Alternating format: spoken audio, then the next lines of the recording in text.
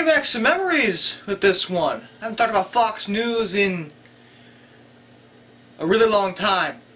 Okay, a lot of people have been asking me about what I think about the latest Fox News report involving video games, which is about Modern Warfare 2. I watched it, and I thought it was a load of crap. To be blunt, I really can't sit here and say that I enjoyed that report at all. There's multiple reasons for that. First of all, I think their complaint is complete and total trash. The reason is because they're complaining about one scene in the game where you basically take the role as you're looking through the eyes of one of the terrorists and you're killing people in an airport. You're not really a terrorist, apparently you're a CIA agent or something. But the point is that you're taking the role in performing an act of terrorism. And of course Fox News, being the never-ending cesspool of infinite wisdom that they are, decided it'd be a good idea to complain about that.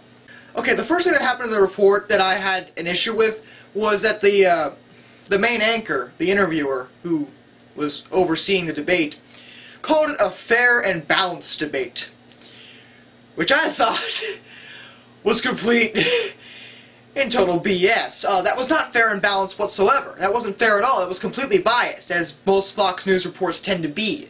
So that was a blatant lie, as far as I was concerned. Second of all, both sides, not just one side, was saying that this is a game that is meant for older gamers. It's meant for well, the anchor kept saying teenagers, but contrary to popular belief, adults do play video games. It's meant for people over 17 years of age. And they were both saying that. Both sides were admitting it, except the anchor. He was like, oh, it's a bunch of teenagers, and they're all gonna kill people. And he kept saying how it was inappropriate. Okay, let me try to explain what I think the developer was trying to go for on this. I think the developer was trying to let people see the horror of terrorism through the eyes of a terrorist. Again, it wasn't technically a terrorist, but it doesn't really matter. You're seeing it through the eyes of the actual killer, the one who's committing the act, which I think sends a more powerful message than just having a terrorist act in a game. And the idea is not to let people kill people.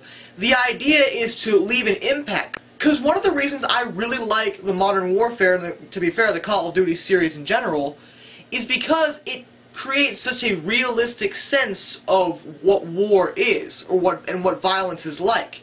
And because of that, I think it's more of a deterrent for committing such acts rather than an encouragement. Because anyone with half a brain could tell that it was all just fantasy violence, but it was made to look so real that it sends a lasting impression on the player, but it's one that's anti-terrorist, not pro-terrorist. That's all I'm trying to say, and that's my counter-argument against it. And plus, at the end of the day, it's for older players. And you know what? Older players should have the sense to know that it's fantasy and not real life. I find it hard to believe that anyone who plays Modern Warfare 2 is actually going to get out a gun and go to an airport and start killing people. I find that very, very, very difficult to believe. That being said, what the heck, Fox News? You know, every time I see a Fox News report, every time I think to myself, wow, it can't get any more stupid than this. And every single time, I am proven completely wrong.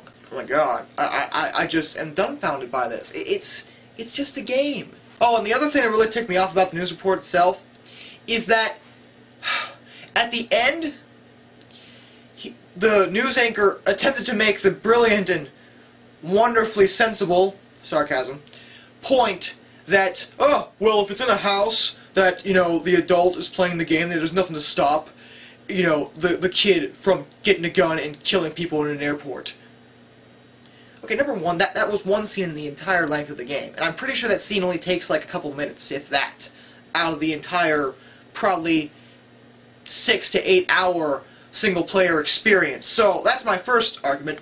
Second of all, that's where a good parent would step in and tell their 6 or 7-year-old that they can't play the violent game because they're not old enough. That's a parent's job to do. You shouldn't be blaming the game companies when there are parents in this world that aren't doing their job. You see what I'm trying to say here? Anyway, that's all I really gotta say about the report. Again, I thought it was stupid. I find Fox News to be a deplorable news agency, and I have nothing more to say.